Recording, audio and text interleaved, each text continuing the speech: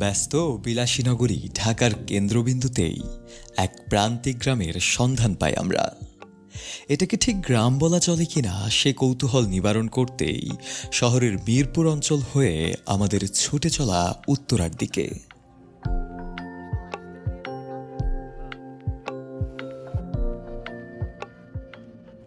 ছোট এক লেক পাড়ি দেওয়ার পরেই ঢাকার এক ভিন্ন রূপ দেখলাম আমরা।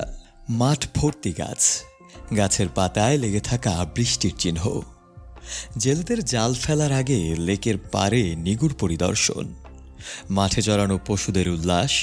এ যেন ঢাকার এক ভিন্ন রূপ, যা সচরাচর এই ব্যস্ত নগরে ধরা দেয় না নগরবাসীর চোখে।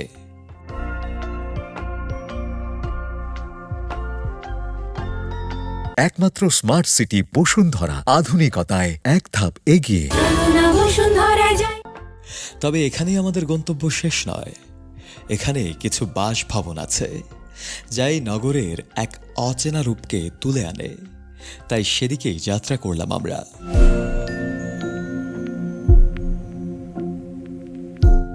একটা গ্রামের ঠিকানা আমরা পেয়েছি, তবে তা যেন বিলাসী বহুতলে ঢেকে গেছে বললেই চলে। একটা ঘরের সামনে দেখা মিলল কিছু পড়ে থাকা থালা বাসনের। ঘরের অবস্থাও ভগ্ন দশা। বেশ কিছু জায়গাতে টিন এতটাই ভাঙা যে ঘরের ভেতরও পরিদর্শন করা সম্ভবের মধ্য দিয়ে।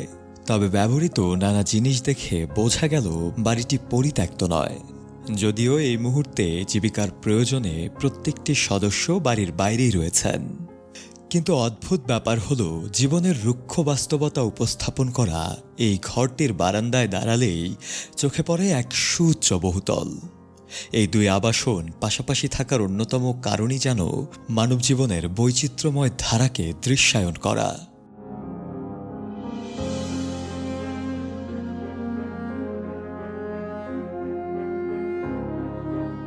কিন্তু কারা বসবাস করেন এখানে?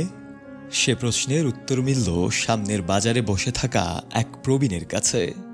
তিনিও এই গ্রামেরই বাসিন্দা।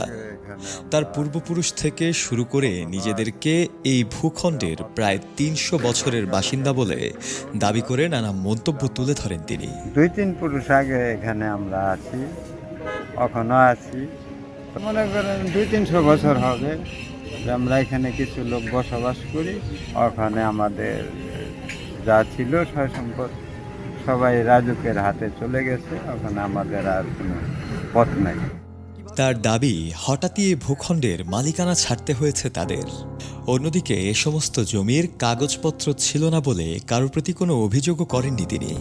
আমাদের তো সবার জমি ছিল না, তবে রাজুক এই টাকাটা আমরা পাইনি। আমাদের কাগজপাতি লাগে, তো এই কারণে আমরা জমিটা পাই না। টাকা কই থেকে পাবো? জমি তো নাই, টাকা পাবো কই থেকে? পরবর্তী চিন্তার মধ্যে অন্যদিকে কোনো রাস্তা করতে হবে, যেখানে টাকা দেবো সে জায়গায় ব্যবস্থা নিতে হবে, এইটাই আর কি।